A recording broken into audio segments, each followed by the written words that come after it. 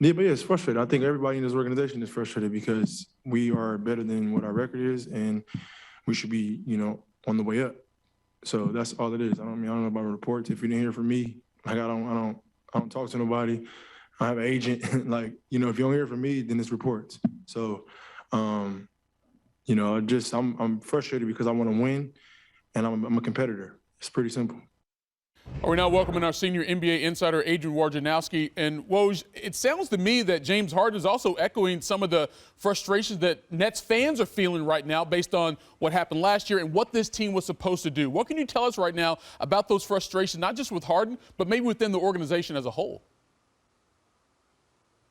Well, Michael, let's start here. 2 weeks from the trade deadline, the Nets are not going to engage any team who calls them on trade talks on James Harden. They've not engaged anybody, and largely because, James Harden has repeatedly told management, ownership, those in the organization that he is committed to being a Net, that he wants to win a championship there. And more than that, the big three in Brooklyn, Kevin Durant, James Harden, Kyrie Irving, what they say publicly, they also say privately, which is, when they're together, they believe they're unstoppable, and that the Nets are going to get that group back. Kevin Durant's going to come back from this injury. Kyrie Irving, there's still, hope that perhaps, New York mandates change by the end of the year, and he can play full-time, but certainly he's going to play with them on the road, that this group still believes it can win a title.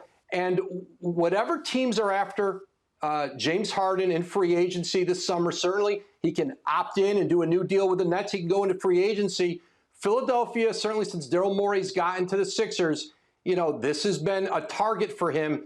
I think Brooklyn knows if they win big, if they win a championship, that's their best way to handle the situation and keep this group together moving forward. Yeah, one thing about the league, winning cures all, and right now the Nets hoping they were winning a little bit more. Woj, as always, we appreciate the insight. And guys, and here's the thing about James Harden and KD and Kyrie Irving. They got together to win a championship. Mm-hmm. And there's been some issues, obviously, that have prevented them from doing that right now, whether it's injuries to KD currently. We understand the vaccine situation with Kyrie. But, RJ, this team is supposed to be better than it is. And the question is, when will it be as good as it's supposed to be? Well, at the end of the day, when you talk about, I call Brooklyn Nets games, and the one thing that I've seen James get frustrated about is sometimes a lack of spacing. And okay. The lack of spacing comes when you don't have, you don't have Joe Harris, who led the NBA in three-point percentage 2 of the last 3 years. When you don't have Kyrie Irving out of there. That's not frustrating, because he's unhappy there. It's just because of the way, the chips have fallen. And so for me, when I look at James Harden and his approach to this game, look, you're not going to play with a better group than Kevin Durant. Kevin Durant is arguably the best player, if not the second best player, depending on where you pick. So if you've got him that you're dishing to,